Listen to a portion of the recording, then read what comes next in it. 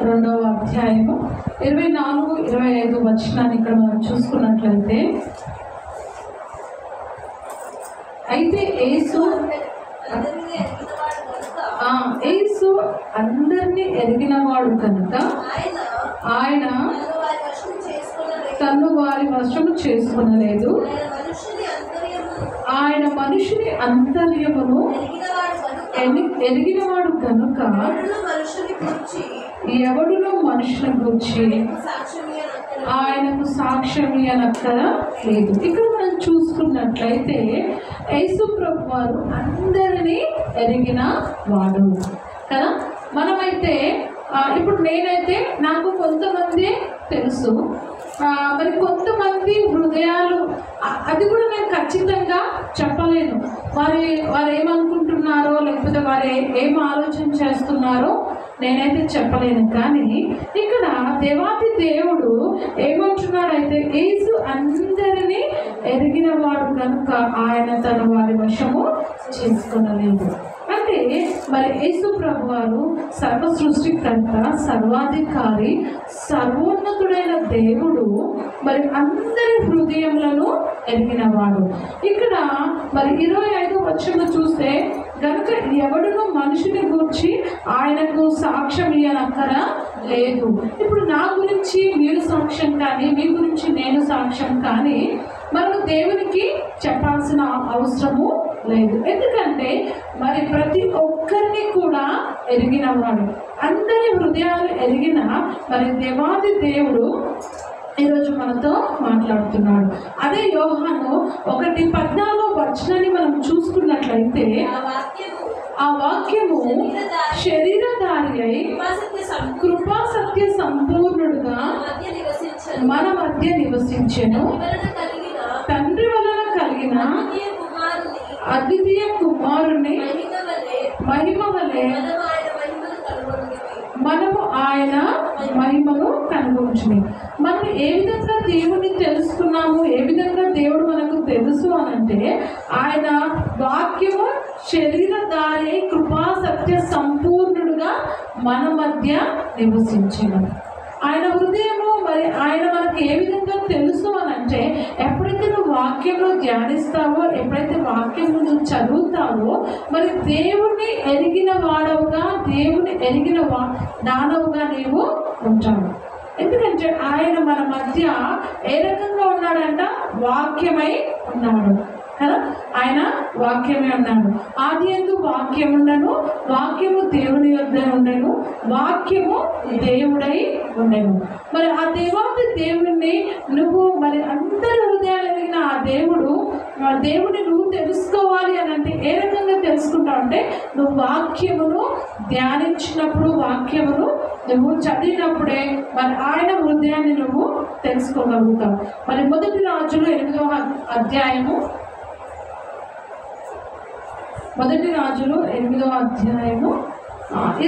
39వ వచనాన్ని ఒకసారి. ప్రతి మనిషి యొక్క హృదయము నీవెరుగుదువు గనుక నువ్వు ఆకాశమును నీ నివాస స్థలమందు విని క్షమించి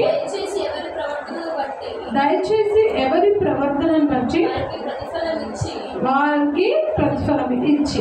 ఇక్కడ మనం చూసుకున్నట్లయితే మరి ఇది ఈ ప్రార్థన మనం ఒకసారి మనం చూసుకున్నట్లయితే ఎవరి ప్రార్థన చేస్తున్నారు అని అంటే, మరి సొలొమోను రాజు ఈ ప్రార్థన చేస్తున్నట్టుగా మనము చూడవచ్చు. ప్రతి మనుషుని యొక్క హృదయమును నీవు ఎరుగుదువు. నిజంగా ప్రతి ఒక్కరిని, నిన్ను నన్ను మరి వాక్యం ఉంచిన ప్రతి ఒక్కరిని కూడా దేవుడు ఎరుగుతాడు. కనుక నీవు ఆకాశమును నివాస స్థలమున విని క్షమించి దయచేసి ఎవరి ప్రవర్తన బట్టి వారికి ప్రతిఫలము ఇమ్ము. ఇక్కడ ఎవరి ప్రవర్తనను బట్టి దేవుడు వారికి ప్రతిఫలాన్ని ఇస్తాడు. ప్రతి ఒక్కరి హృదయాన్ని ఎరిగిన దేవాతి దేవుడు. నిజంగా మరి ఇప్పుడు యోనా మరి చేప కడుపులో ఉన్నప్పుడు యోనాను ఎరిగిన దేవుడు కదా. యోనా 3 రోజులు కూడా మరి చేప కడుపులో ఉండి మరి దేవునికి మొరపెడుతా ఉన్నాడు కదా. తెలుసో తెలియదు అందరికీ, సండే స్కూల్ పిల్లలకు కూడా తెలుసు. మరి యోన మొరపెడుతున్నప్పుడు మరి ఆయన ఎక్కడున్నాడు అని అంటే చేప కడుపులో. ఆ చేప ఎక్కడుంది అంటే ఎక్కడుంది? అది సముద్రంలో, నీళ్ళల్లో ఉంది కదా. అగాధంలో నుండి నేను నీకు మొరపెట్టినప్పుడు నాకు ఉత్తరం ఇచ్చినావు అన్నట్టుగా, అంటే ఎక్కడ ఉన్నా కానీ దేవుడు మరి నిన్ను చూస్తున్నాడు. మరి ఇర్మియా 17:9-10 వచనాన్ని ఇక్కడ మనం చూసుకున్నట్లయితే, హృదయము అది అన్నిటికంటే మోసకరమైనది, అది ఘోరమైన వ్యాధి కలది, దాన్ని గ్రహింపగలవాడు ఎవడు? ఒకరి ప్రవర్తనను బట్టి వాని క్రియల ఫలము చొప్పున ప్రతీకారము చేయుటకు యెహోవా అను నేను హృదయమును పరిశోధించువాడను, అంతరింద్రియములను పరీక్షించువాడు. ఇక్కడ స్పష్టంగా దేవుడు మనతో మాట్లాడుతున్నారు కదా. మరి ఏమని మాట్లాడుతున్నారంటే, హృదయం అన్నింటికంటే మోసకరమైనది, అది ఘోరమైన వ్యాధి కలది. మన హృదయంలో మనం ఎన్నో తలంపులు, ఎన్నో ఆలోచన, మన ఇష్టానుసారంగా ఎన్నో ఆలోచనలు మనము ఆలోచన చేయొచ్చు. ఎందుకంటే ఇక్కడ వాక్యంలో ఉంది కదా, హృదయం అన్నింటికంటే మోసకరమైనది, ఘోరమైన వ్యాధి. అంటే అంత భయంకరమైన అటువంటి హృదయాన్ని దేవుడు ఏం చెప్తున్నాడంటే, ఇక్కడ ఒకరి ప్రవర్తనను బట్టి వాని క్రియల ఫలము చొప్పున ప్రతీకారం చేయుటకు యెహోవా అను నేను హృదయమును పరిశోధించువాడను, అంతరింద్రియం అంటే ప్రతిదీ కూడా నీ హృదయపు తలంపులు, నీ హృదయపు ఆలోచనలు, మరి ప్రతిదీ కూడా నీ అంతరంగం అంతటిని కూడా ఎవరు పరిశీలిస్తాడంట? దేవుడు పరిశీలి. ఇప్పుడు డాక్టర్ దగ్గరికి వెళ్తే ఆ డాక్టర్ ఏం చేస్తాడో మొత్తం ఒకేసారి స్కాన్ చేస్తాడా? చేయడు కదా. తల వేరు కదా, మరి కడుపు చూసేది వేరు, చేతులు వేరు, చెస్ట్ అన్నీ వేరు వేరుగా వాళ్ళు స్కాన్ చేస్తారు కదా. మరి ఇంకా అన్నీ కూడా వేరు. కానీ ఇక్కడ దేవుడు హృదయంలో అంతరంగం మొత్తాన్ని కూడా పరిశీలన చేయవాడు. ఎందుకు అని అంటే ఆయనే సృష్టించిండు, మనల్ని ఆయనే నిర్మించిండు. కాబట్టి ప్రతిదీ ఆయనకు మరుగైనదంటూ ఏది కూడా లేదు కదా. మొత్తం ఆయనే, అంతరింద్రియములను సృష్టించిన వాడు ఆయనే పరీక్షించేవాడు. అంటే డాక్టర్ కంటే కూడా మరి మరి డాక్టర్గా మరి దేవాతి దేవుడు ఉన్నాడు కదా. డాక్టర్లు కూడా మరి చేయలేని ఎన్నో అద్భుత కార్యాలు, అసలు వాళ్ళు ఏమీ చేయలేరు, కానీ దేవుడు మరి ఎన్నో అద్భుత కార్యాలను, ఆశ్చర్య కార్యాలను చేసే దేవుడు. మరి అదేవిధంగా యోహాను సువార్త 1వ అధ్యాయము 48-49 ఒకసారి చదవమా. నన్ను నీవు ఎలాగూ ఎరుగుదువని నతనయేలు ఆయనను అడగగా, యేసు ఫిలిప్పు నిన్ను పిలవక మునుపే నీవు అంజూరపు చెట్టు కింద ఉన్నప్పుడే నిన్ను చూచితినని అతనితో చెప్పాను. నతనయేలు, బోధకుడా, నీవు దేవుని కుమారుడవు, ఇశ్రాయేలు రాజు అని ఆయనకు ఉత్తరం ఇచ్చాడు. ఇక్కడ చూసుకున్నట్లయితే మరి నతనయేలు మరి ఏమంటున్నాడంటే, నన్ను నీవు ఎలాగో ఎరుగుదువు, నేను నీకు ఎలా తెలుసు నేను అన్నప్పుడు ఫిలిప్పు నీతో మాట్లాడుతున్నప్పుడే నేను నిన్ను చూచాను. అంటే నువ్వు ఎక్కడున్నా కానీ, నువ్వు ఏ స్థలంలో ఉన్నా, నువ్వు ఎక్కడున్నా దేవుడు నిన్ను చూస్తున్నాడు. దేవుడికి నీవు తెలుసు.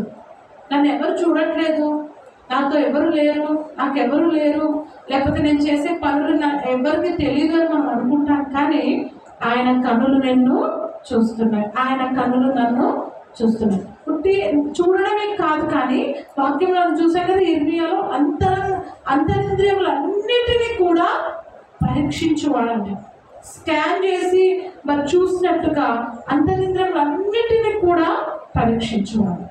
ఇంత గొప్ప దేవుని మనం కలిగి ఉన్నాము, ఇంత గొప్ప రక్షణ కర్తను మనం కలిగి ఉన్నాము. మనము దేనికి కూడా భయపడాల్సిన అవసరము లేదు. ఎవరు నన్ను చూసినా చూడకపోయినా దేవాది దేవుడు నన్ను చూస్తున్నాడన్న గొప్ప ధైర్యముతో నిరీక్షణతో మనము ఉండాలి కదా. మరి మన విజయవాడలో, ఖమ్మంలో జరిగిన ఆ వర్షాలు, ఆ వరదలకు ఎంతోమంది మరి ఇండ్ల మీద కూర్చొని ఉన్నారు. కూర్చొని వారికి ప్రాణాలు అరిచేతున పెట్టుకొని మరి దేవుడిని ఎరిగిన బిడ్డలు అయితే దేవుడు నన్ను చూస్తున్నాడు, ఈ క్షణం ఒకవేళ నేను చనిపోయినా ఆయన దగ్గరికి వెళ్ళిపోతాను, లేకపోతే దేవుడు నన్ను తప్పకుండా కాపాడుతాడని ఎంతో మంది ధైర్యంతో దేవుని యందు విశ్వాసంతో ఉండి చాలామంది బ్రతికారు కదా. మరి అట్టి ధైర్యం మనం కలిగి ఉండాలంటే దేవుడు మనల్ని చూస్తున్నాడు. మన దేవుడు ఎవరండి? చూచే దేవుడు కదా. చూచే దేవుడు, మాట్లాడే దేవుడు, వినే దేవుడు. ఇంత గొప్ప దేవుడిని మనం కలిగి ఉన్నాము కాబట్టి మనము మరి మన అంతరింద్రియములను, మన హృదయాలను అన్నిటినీ పరీక్షించే ఇంత గొప్ప దేవుని మనం కలిగి ఉన్నాము. ఇంకేం కావాలండి? ఎవ్వరు మనల్ని ఒకవేళ కన్న తల్లి అయినా, తండ్రి అయినా, లేకపోతే నీ తోబుట్టు అయినా, నీ భర్త అయినా, ఎవరైనా కానీ నీ గురించి తెలుసుకోలేదు, మరి నీ శరీరంలో లేకపోతే నీ హృదయంలో ఏముందో ఎవరికి తెలియదు. కానీ ఆ దేవాది దేవునికి సమస్తము తెలుసు. మాట మన నోట రాకముందే, తలంపులు మనలో రాకముందే ఎరిగిన గొప్ప దేవుని నువ్వు కలిగి ఉన్నావు కాబట్టి గొప్ప ధైర్యంతో దేవుని స్తుతించు. దేవుడిని పట్ల అద్భుత ఆశ్చర్య కార్యములు చేయగల దేవుడు. ఉన్నది లేనట్టుగా, లేనిది ఉన్నట్టుగా చేయగల గొప్ప దేవుని నువ్వు కలిగి ఉన్నావు. ఇదే కాలం ఆయన సన్నిధానంలో పూర్ణ హృదయంతో, పూర్ణ ఆత్మతో, పూర్ణ బలముతో, పూర్ణ శక్తితో దేవుని స్తుతించు, దేవుని కనపరచు. దేవుని పట్ల అద్భుత ఆశ్చర్య కార్యాలు చేయడానికి సిద్ధంగా ఉన్నాడు. నువ్వు సిద్ధంగా ఉన్నావా దేవుని స్తుతించాలి?